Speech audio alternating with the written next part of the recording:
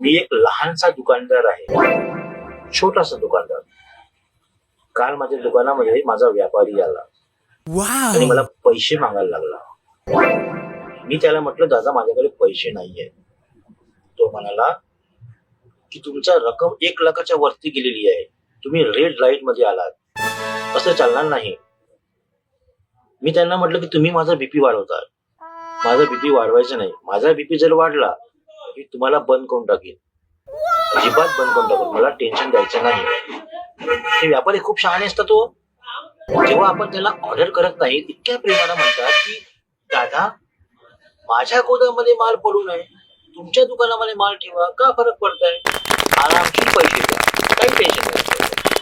एकदा का माल दुकानामध्ये आला की हे माणसं एवढा बीपी वाढवतात, इतकं त्रास देतात पैसे, तुम्हाला काय सांगू. जगूही देत नाही ना मरूही देत नाही. कुठून द्यायचे वो पैसे?